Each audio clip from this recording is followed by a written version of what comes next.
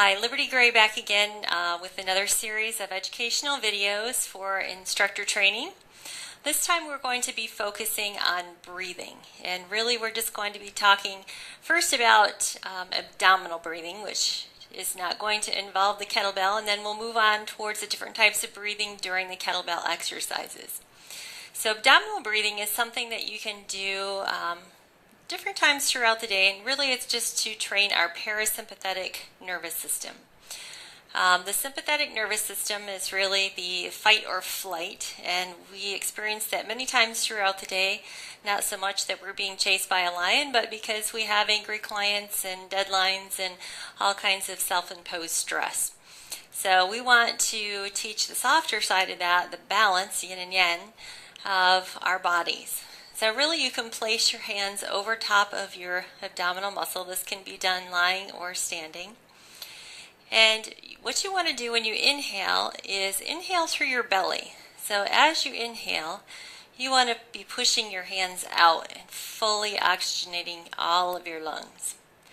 As you exhale, you want your tummy to go flat, almost like an abdominal crunch. So as I inhale from the side, I want to breathe into my belly. I want to see it visually expand. And then as I exhale, I want to make the belly button come in towards my spine. So this can be done with your eyes closed. Just take a few minutes throughout your day and do this abdominal breathing. This will really learn how to help you relax and de-stress. And that way you can come back and do your workouts harder, stronger, everything you need to do in life. You'll do a little bit better because you're not overly stressed and creating that hormone profile that is a negative one. The next thing we're going to move on to is talking about the different types of breathing during the kettlebell exercise. So the first one is going to be anatomical or natural breathing. And it's just like it sounds. So you're going to do what's natural for your body. And what's natural is, especially when you're starting to do the swing, when you're coming forward into what we call flexion, you can see where that would almost compress your lungs. So at this point we want to exhale. So the natural breathing, you're going to exhale as you go forward, and you're going to inhale as you come up. This is called extension. So your body is coming into an extended movement. The lungs are expanding and able to fill. Now, if you're not breathing properly, if some people do what we call chest breathing or fear breathing, and you can almost watch yourself in a mirror and see, are your shoulders moving or is your chest moving when you breathe in and out? You really should be focusing more or practicing doing this abdominal breathing, and that is going to utilize the full part of your lungs. You're not going to be using just the top third of your lungs to oxygenate your body. You're going to be using all of your lungs.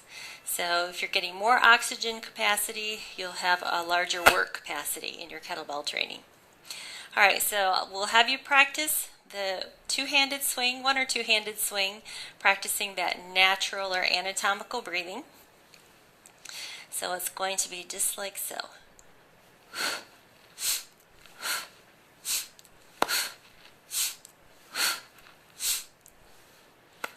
The same thing goes with the clean. So as we practice that type of breathing with the clean exercise, as you bend forward into the back swing, it will be an exhale. On the up part, you're going to be doing the inhale.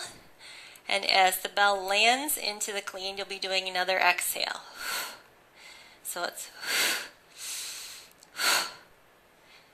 All right, we'll do it with the bell.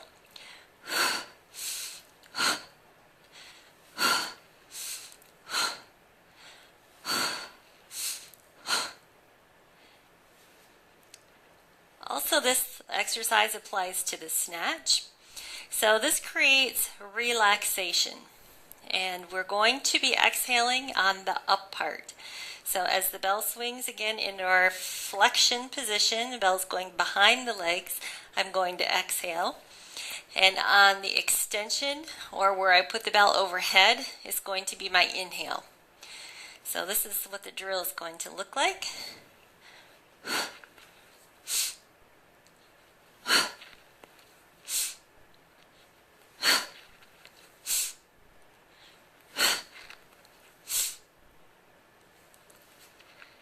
All right. So that covers the anatomical or natural breathing. Then we have paradoxal or reverse breathing. And this is meant to be done under heavier loads. So what it does is it creates an intra-abdominal pressure.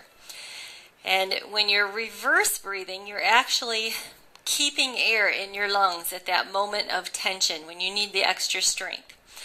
So it pushes out against your transverse abdominal muscle. We talked about that earlier. The deep abdominal muscle that runs like a weight belt. And it creates a lot of stability in your lower back and abdomen. This protects the spine under heavier loads, especially when you're putting them overhead. So this is going to be a reverse type breathing, whereas if we're doing it in the jerk motion, you're going to be inhaling on the way up. And then you're going to exhale as it comes down into the clean. So we're just kind of the opposite of it was before. So we'll practice that.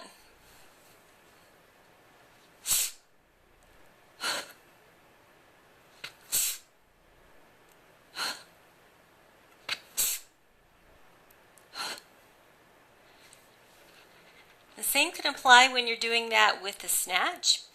So this time, instead of inhaling on the way up, you're going to exhale on the way up.